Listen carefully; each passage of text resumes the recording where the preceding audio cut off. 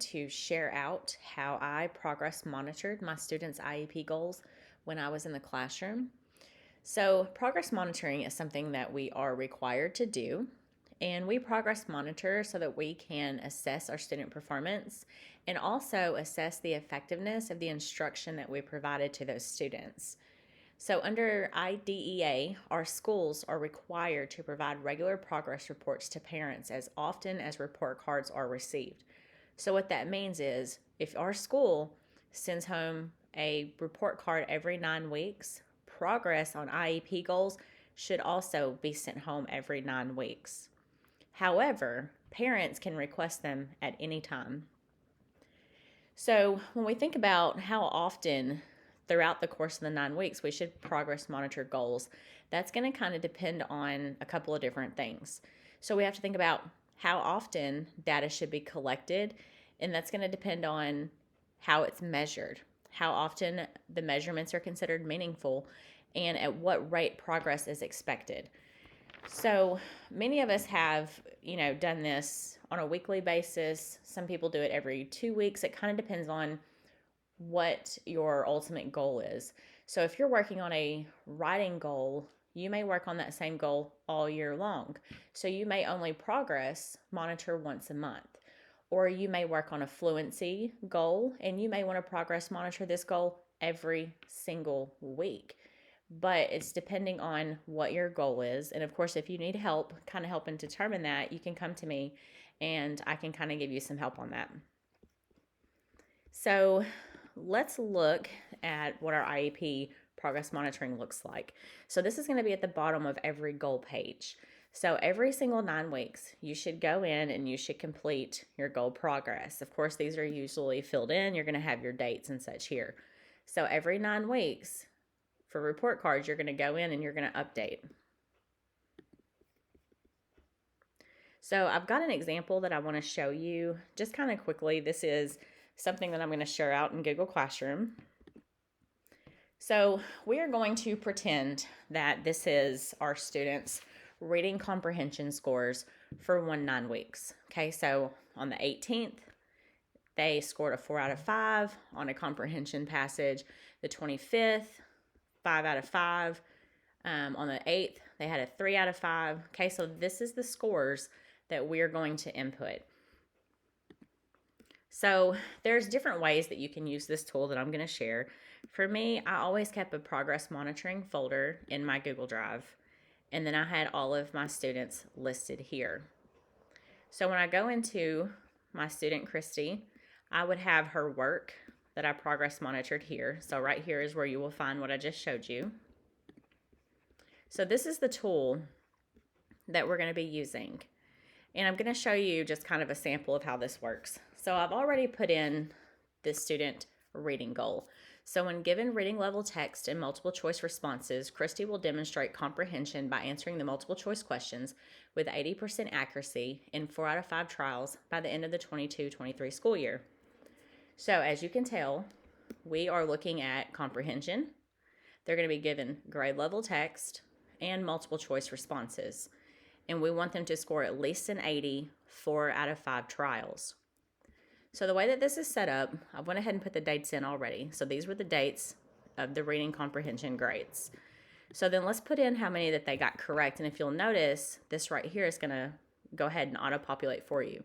So on 8/18, Christy scored a 4 out of 5. On 8/25, a 5 out of 5.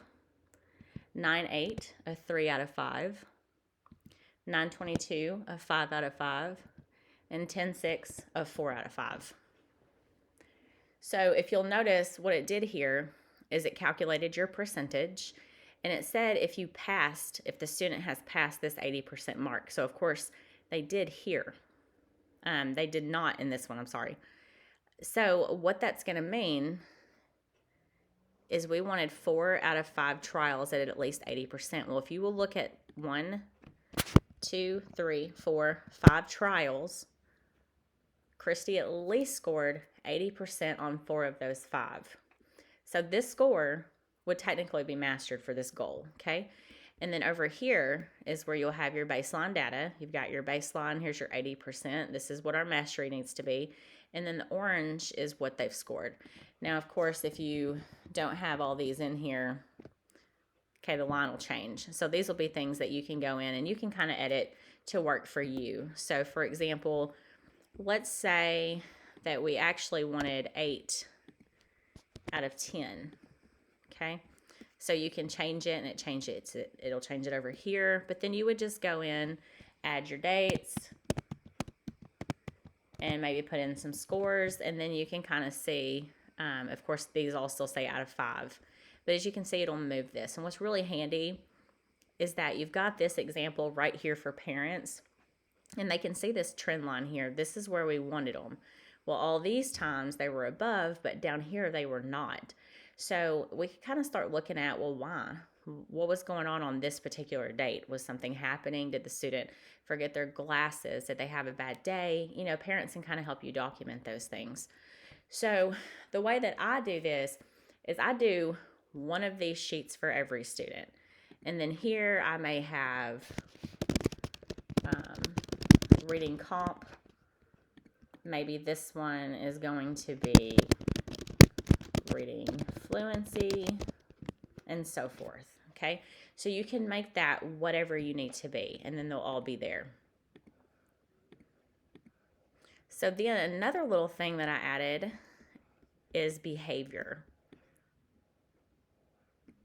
So behavior is one of those tricky ones that a lot of people do not really know how to progress monitor, and that is completely understandable. It is kind of hard until you find the way that works for you. And that's what I did with this. This is what works best for me. Now, this may not work for you, or you might be able to change it to do something different.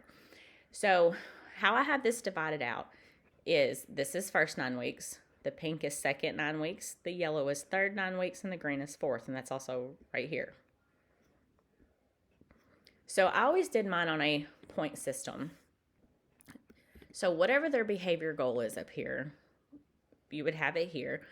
So let's say that our behavior goal was something along the lines that Christy will have all materials for class, okay?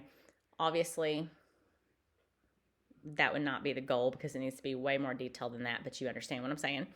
So the 19th, these dates are Fridays, okay? So this would have been a Friday, a Friday, a Friday, a Friday, and so forth. So then I always did a 5-point system.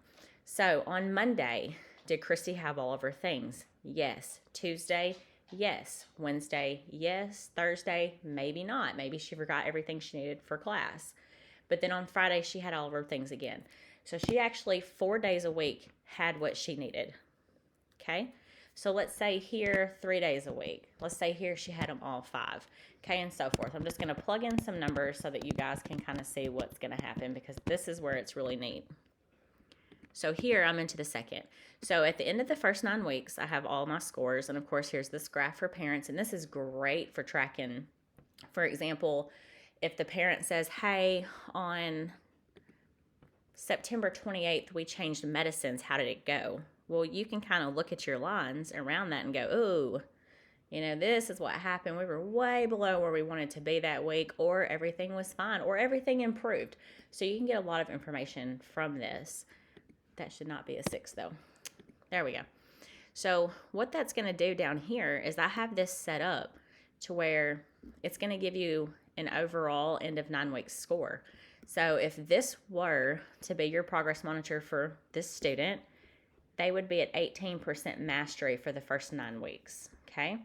So let's just say second 9 weeks, Christy just did amazing, and she was, every day of the week, she was good. So at the end of second 9 weeks, 23% mastery, but overall would be 41%, okay? So I'm just going to keep plugging in numbers just so you can see how this is going to work, okay? So 21% would be your third 9 weeks, but an overall percent mastery would be 62%.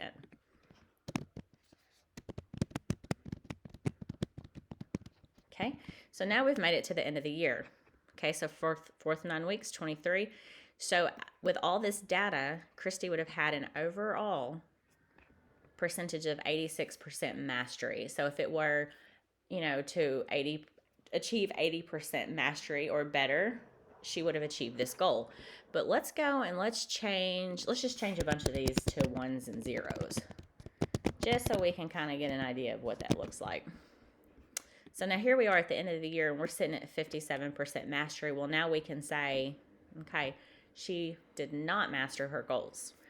So I really hope that this is something that you can utilize. I'm going to put a blank copy of this in Google Classroom. I've also got a couple of other things that I'm going to put in Google Classroom for you.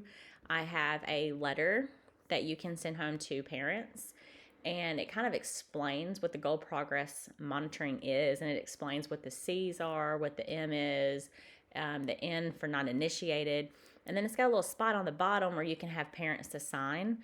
I know that's not something that a lot of people really do, but I have unfortunately been in that incident. It's one time where I've had a parent say, well, Ms. Kammerer has not provided me with IEP goals at all.